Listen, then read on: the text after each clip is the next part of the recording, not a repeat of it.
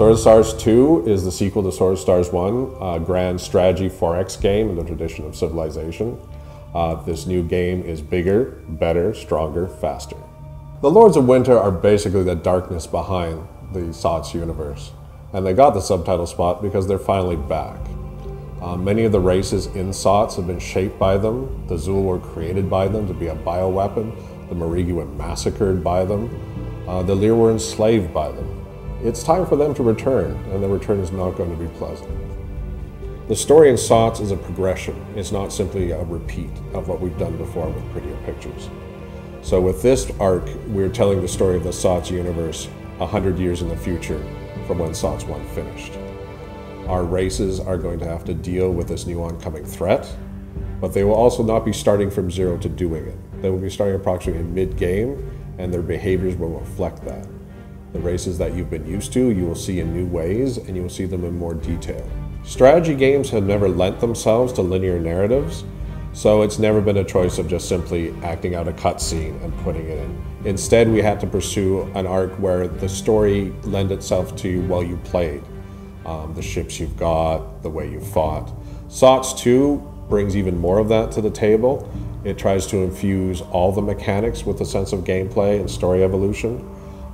We introduce story elements both through admiral characters, scenario descriptions, and with the SOTSpedia unit, which will be a new addition to the game, which will let the player unlock information about the game as they play the game, as well as adding their own notes to their experience. For Sword of the Stars 2, we rebuilt the Mars engine from the ground up to take full advantage of the DirectX 10 era of games. It offers full dynamic lighting, HDR support, as well as the full variety of everything a current cutting-edge graphic card can do without cutting out players from slightly previous generation. SOTS 2 represents the Age of Empires in the SOTS universe.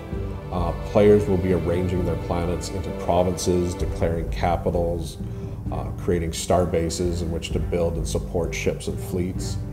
In general, the player's going to be setting up bigger structures and creating bigger battles, but on the other hand, those battles will have a higher price to them. Losing a world is one thing, losing a provincial capital is another, losing the entire province is devastating to an empire. Diplomacy will also work around those same ideas in the sense of not only will you be making broad treaties, but also very specific border treaties, as in telling other players, we should make a treaty saying no more than one fleet in these two specific provinces, or let's limit the size class of ships down to a dozen of them. SOTS wouldn't be SOTS unless things blew up real good. In SOTS 2, the combination of more detailed combat and the high-end graphics engine means that players will be seeing ships die in all sorts of ways they never imagined before. Instead of simple section death bringing about the destruction of a ship, in SOTS 2 you'll be burning through armor plate and then cutting into the main innards of the ship, causing all sorts of mayhem. Perhaps life support will shut down, or maybe the reactor shielding will go, causing the ship to flare up bright and then tumble silently through space with a dead crew. These different types of ship death will even have implications for gameplay, as how you salvage and what you salvage after a fight depends greatly now on how ships survived and what condition the enemy was in.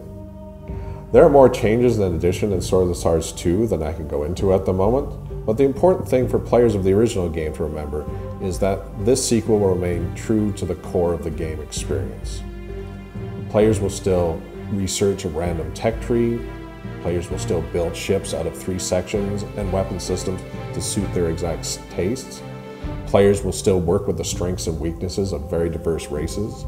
And players will still be able to do the exciting things about running an empire without being drowned in minutiae. What we hope the player comes away from SOTS 2 with is a sense that they are in a dynamic universe.